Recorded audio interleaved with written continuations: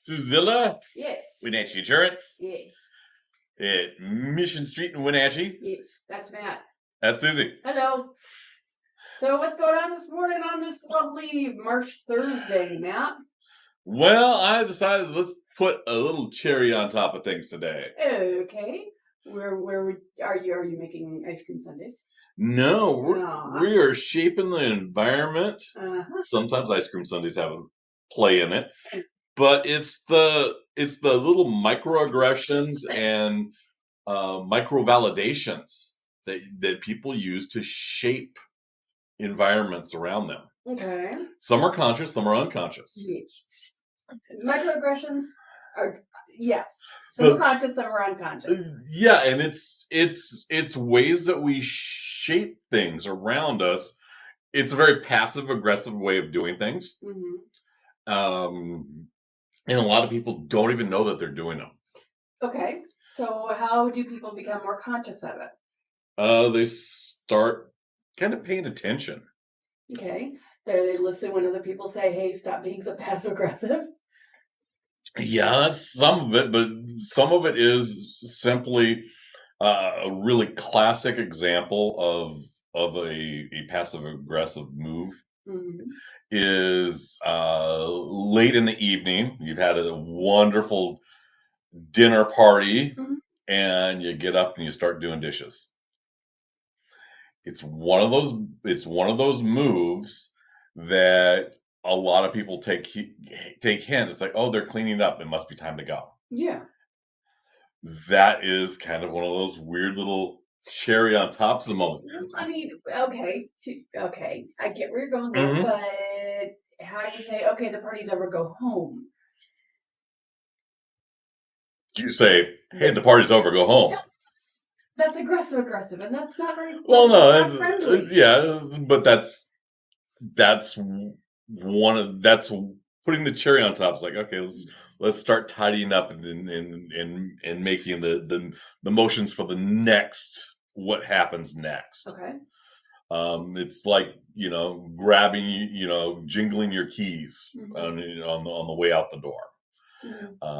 It's like closing the closet door before you go to bed. You always give me a hard time. That's not a passive aggressive move. That's just no. It doesn't have to be a passive aggressive. What I'm saying is, that's your personal little cherry to kind of end your day. Okay, so it's not a negative. It just is. Yeah, it is. You've got this connotation that passive aggressive is negative. Yeah, that's because it's demonized. Yeah, and it's really more about doing. It's kind of a soft touch. It's not aggressive. It's passive aggressive. It's not overt. It's not. It's an indicator that's not always, that has to be noticed. Does that make sense? For it to work. What you're doing is you're trying to guide gently without being overt. Okay.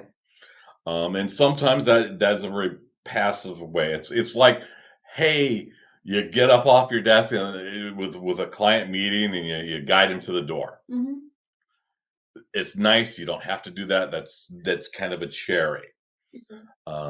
Raising your voice, and getting very heated is a way to sometimes drive people away. That's some of those traits you'll see. We refer to, and when you're running events, is you use a cooler. Okay. Someone to chill out the situation. Chill out the heat. Yeah. Yeah. Yeah. So these are all good little things to do when you have to work a room. Okay. And it's kind of a lost art form. Maybe just, well, I don't know if lost is the right word there. I think it's there. It just isn't necessary. I don't know. I don't think that's quite the right phrasing, but I can't come to the right one. These are things that occur all the time, and a lot of people don't realize that they're doing them. Well, sure. And when people aren't realizing that they're doing them, it's a lost art form. It's lost, Okay. and the people who use it, it becomes an art form. Okay. Okay. I'm gonna defer to you on that one. Okay. A good example, and this is a good example.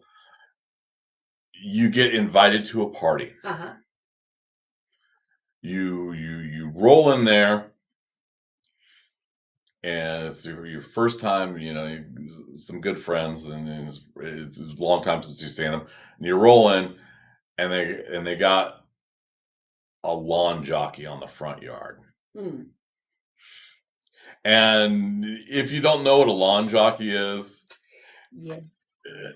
It's usually there mhm, are usually it is a African American description, a depiction of an African American mhm, person dressed in a jockey uniform, theoretically to when they were created to hold your horse when you rode it out. yeah.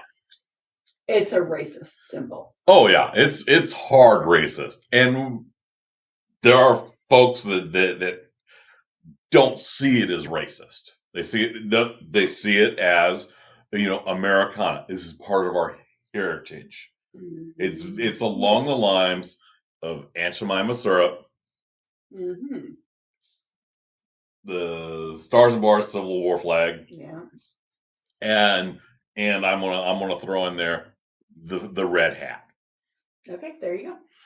And there are some people who just blunder through and they have no consciousness of what they're doing with that. Okay. It could evoke it usually invokes some sort of personal feeling, Mm-hmm. and Maybe their grandmother had one on their lawn, and it's mm, nostalgic for them. yeah, Without realizing how offensive it is to to a great majority of the rest of the world. yeah. So you get the unconscious, and then there's people who do it simply to outrage. Oh, absolutely. Oh, there are people who intentionally pull triggers just to tick people off, just to get the drama flowing. Yeah, and that is what is the cherry on top? You know, is someone come in there? I love the red hat because it's like, hey, did they come in there and were they good people, Mm-hmm. or did they come in and be completely aggressive and asked to inspect the back room and where's the manager? Okay. So what's okay? I know what the difference is in human beings, but what does the hat have to do with it?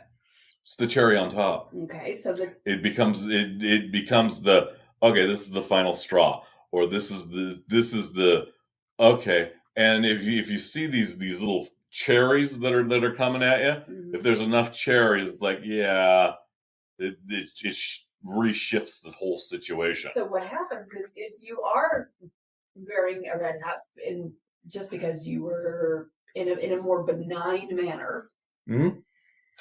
it's becoming a poison cherry because of people who wear it in an aggressive manner. Yeah. That's a shame. The United States flag has happened. That's happened to that. Yeah. Because it has become it used to be just a symbol of you know patriotism and awesomeness, and like, hey, we're proud of our country, we want to celebrate that we became independent, and we fly it around the 4th of July and on holidays, and it's become a dog whistle symbol to the point where there are people who are genuine patriots who are afraid to use it. Yeah, because we're old enough. We went through our bicentennial. Yeah. And red, white, blue was It everywhere. was a big thing, and there's always like every the flag became very trendy. And then we saw a resurgence in '93 after Desert Storm. Yep. And then after 9/11, that's when things really pivoted.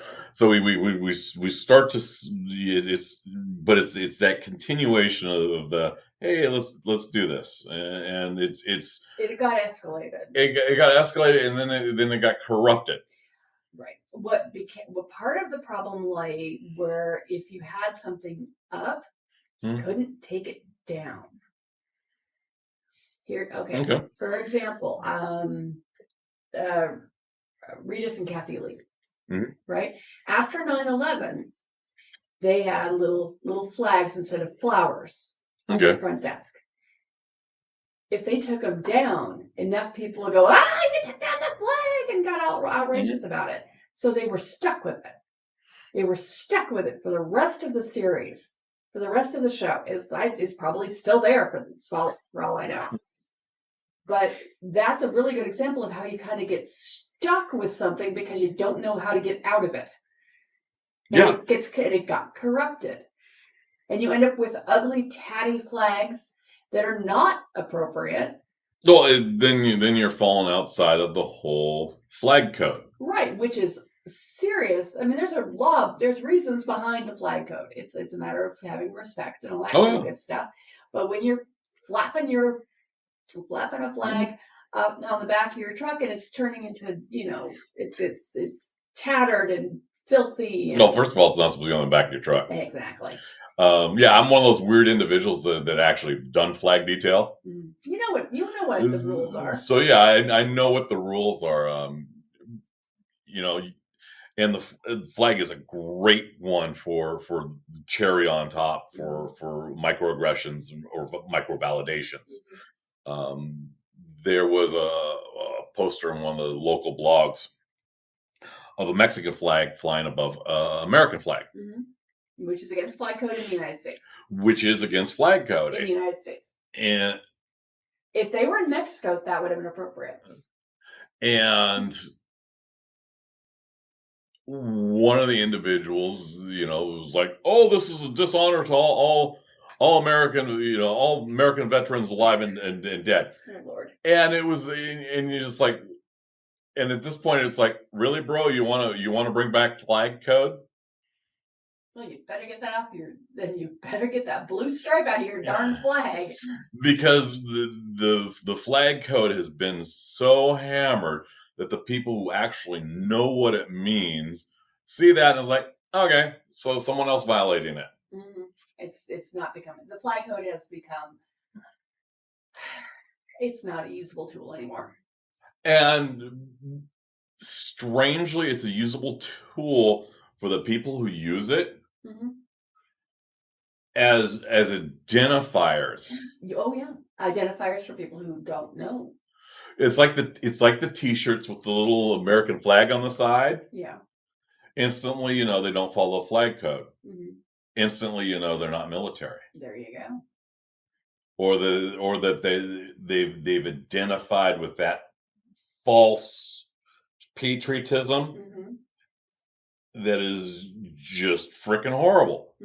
It's not love of country; it's love of that personal identity. It's all about marketing. But yeah, they've been marketed to, but that's an easy way to identify it. They're wrapped up in that fake patriotism, and odds are they've never served, or they will, violate their oath first chance they get.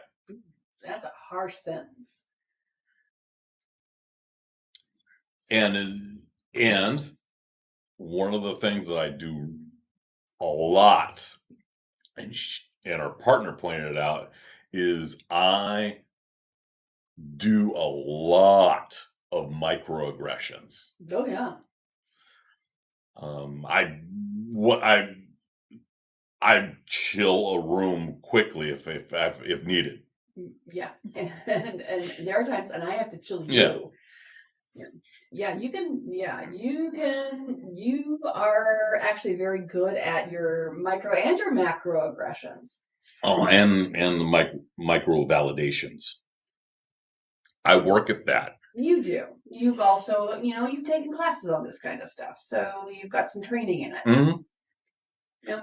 And one of the things, that is another one. Not just the American flag, but also the rainbow flag, pride, is one of those things that is microvalidation, microaggression. Absolutely. And it flips both ways. Just having rainbow stuff sometimes is a microaggression, microvalidation. I saw a meme the other day, just this morning, someone was using the rainbow as a microaggression. How so? Well, they were using it to describe how they perceived the LGBTQIA community forcing things to happen. Which the illustration was a person. It was a silhouette of a human, and then it was a silhouette of a gun that was colored rainbow. Okay. Saying we're forcing you to, have marriage equality. We're forcing you to do this. We're forcing you to do that at gunpoint. That was actually a macroaggression. That's a macro, yeah. Yeah, but that's a good example of using just a simple rainbow to, and then that's one that really got. It's gone so many different directions. Yes, and there are certain things that you walk in and you feel homey. And that's those micro validations. Well, a lot of people find in our front room our national parks posters to be very comfortable and homey and welcoming because it's comfortable. It's Americana, but it's Americana in a positive way. It still is. It's one of those weird things that hasn't been really co-opted. No, it's actually still crosses. It's still pretty universal. Our national parks, which we need to protect, hint, hint, is still universally loved. Everybody, if you don't love our national parks, think about who you really are. Well, some's the outdoors. Yeah. It's like, I got bugs sticking in my face. Yeah. And so not everyone loves the outdoors. Yes. And usually someone will look at that and go, "Oh, that's so pretty," or they'll appreciate the pictures of, El Capitan or Yellowstone. They may not appreciate being in the middle of it, but they'll appreciate that it exists. Yes, and that's a natural way. Strangely, our gnomes are another one that's a plus. Matt and I are we loved our gnomes. We still love our gnomes. They've been a part of our lives since day one. Yep. And people really respond positively to that. Yeah. We try very hard. Another good example is the kitty poster, but we try to not have negative, aggressive stuff up because that's not what we are. But I mean, if you walk into an office and all you see is, a good example is the polo shirt and the pressed jeans. Yeah. And because instantly that there's the polo shirt's been around long enough and was worn by enough 80s high school villains. Yeah. That it's got some serious negative connotation to it. Yeah. It's true. And yeah, it sets people off. It's that whole preppy thing, and back to the 80s connotation. Yeah. And you're right. It definitely puts some people on edge. And if you were to walk into an office and it was all,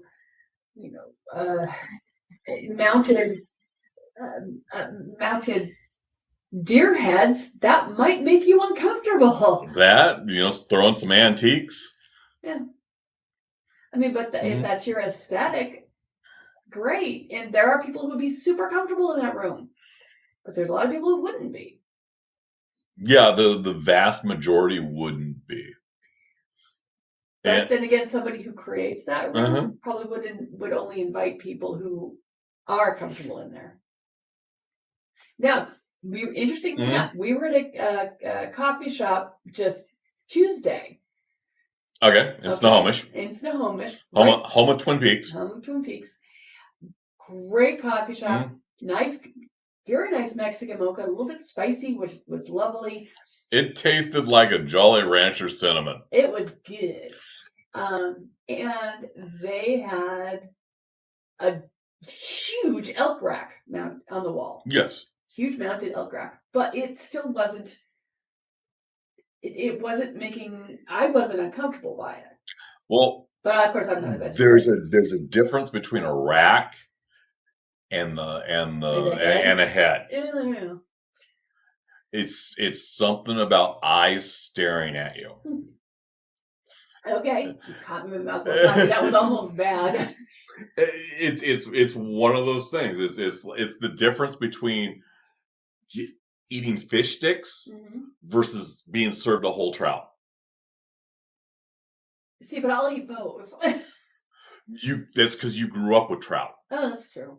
And to be fair, when I serve a trout, I usually take the head off. People sometimes don't like have eyes looking at them. Although there are people who recognize that the eye is a delicious treat. Yes, but if a cherry on top. A cherry on top. But if you didn't grow up with it, it becomes a little creepy. It becomes a little creepy, and that's why you gotta. It's like, okay, not everyone has your same background. No, and you have to be sensitive to that, but you can't be. You can't,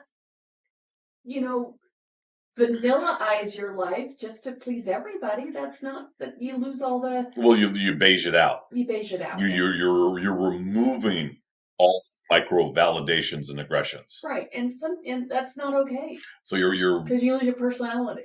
Well, yeah, you lose your personality, but you wash everything out, and so then you just become a transaction. Yeah, and you lose the human factor. And that's not okay. You don't want to make people uncomfortable, but you also don't want to lose yourself in the process. Correct. And it's why these are important, because we've seen where people have done let's remove all this. Let's remove the fish in the microwave, if you will. Because it's stinky.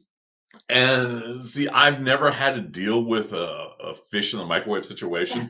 The closest I've had was microwave popcorn slightly burned. That can be really overwhelming. With the tapatio.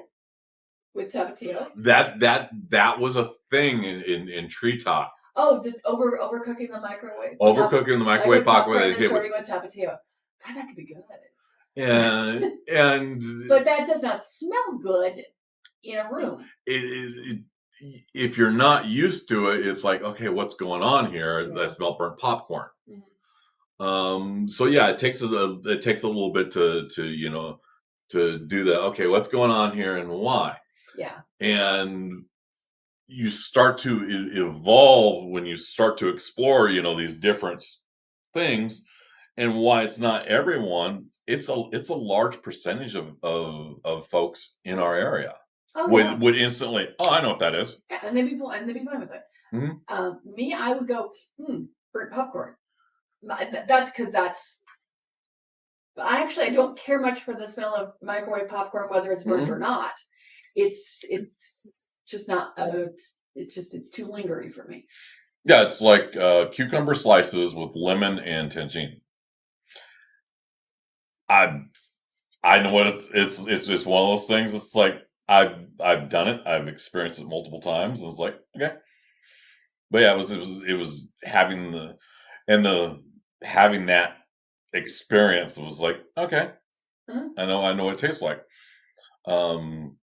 It's like rolling into a taco truck and getting the little radishes. There you go, love little radishes. If you're seeing something that you're experiencing as an aggression, take a second, step back, take a look at it. Why are you feeling threatened by this? Maybe you just need to explore its existence for a minute and accept that maybe it's a micro, validation, and eat the radish. Eat the radish. Eat the jalapeno. Yeah. Not everyone can do the jalapeno or the onion. Nope. But a roasted jalapeno can be very lovely. I discovered pickled jalapenos. It's like, huh, I'm not a big pickly person. I'm not a big jalapeno guy, but man, you do that right, it's delicious. Yeah. So if you think you're being microaggressiveness in it, take a look at it.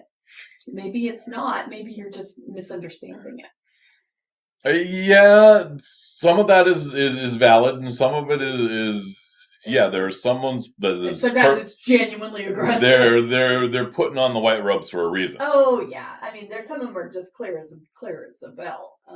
But if you're thinking if it's cultural, just be aware of your world. Is what a lot of it is. Just don't take everything. Well, you start to run into like I said, a lot of it's cultural, you know. But there are these weird cultural tie-ins. It's like, okay, who hates tacos? Nobody hates tacos. There's a few people that do because they could get messy, or they think of tacos as only a hard shell. Well, that's because they've never had a good taco then. But see, and then you can eat a taco without being messy. It's called a fork. And yeah, it's not awesome. It's not a culturally typical, but it still makes a delicious. You can still have delicious meal with a fork and a taco shell. It can be done. Yeah, and almost all cultures have unleavened bread. Oh yeah, of some sort. They all have stuff piled on it or wrapped around it. Flatbread, pita, and naan, and tortillas, and lefse. You name it. There's a flatbread out there. So deal with it. But it's finding that one that is, that keys in on those positive memories. Yeah, that's true. That's true. Yeah. And that's. But then you also have to be open to something that might be new. Yeah. You get that new cherry on top. You got to get the new cherry on top. Whereas where I've got the new cherry in the fridges. There you go. Yes, you do. You have amaretto cherries in the fridge. I do have amaretto cherries in the fridge. I have a thing for those. Yeah. You know I do. I do. I know, and I've always resisted buying them because they're expensive, and I would just eat all of them up. Well, one of the things that I've been building, it's a process, is I've been building I've always wanted to have a bar in my office. Yes. Yes. No, we're not going. I'm not going full wet bar. We're not going liquor. We're not going wet bar. Because I don't. If you hung out with me in all my business dealings, you'll know that I amazingly sober. Yes. Yes. And it's one of those things that I've always had. It's like, okay, business, you stay sober. Because you've got things to do and things to watch, and you don't want to miss steps. You have to pay attention to the world around you.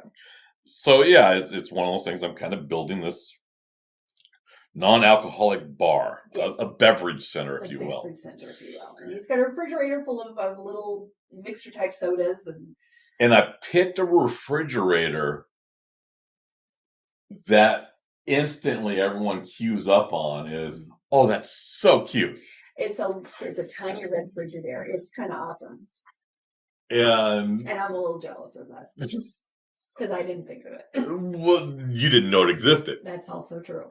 But yeah, I've been doing this for like the last year of, hey, how do I get through this crappy time? And I get through crappy times by building things. And I built this little idea in my head. And so I did that. It's like, let's do a little drink station. So there's just me, so I can spend a moment in time of just chilling out and relaxing. And that's why you've got your little tea space, and you've got your fancy whiskey glasses with the big round ice cubes. Have you popped one of those out yet? We could do that later on today. But that was, the tea thing actually came up off of TikTok. Yeah. We watched the little people, open the little tea things. It's like, okay, that's kind of cool. And kind of built the little tea thing out from there. And so, that was one of the little things. because it's the little things that make things special, Yeah. that make it so you're able to endure. Yes. It's the little tiny Tabasco bottle in the MRE. It makes all the difference in the world. That makes all the difference in the world. So take a minute, eat the radish, and enjoy your Thursday. Thanks for joining us on Suzilla. Bye. Bye.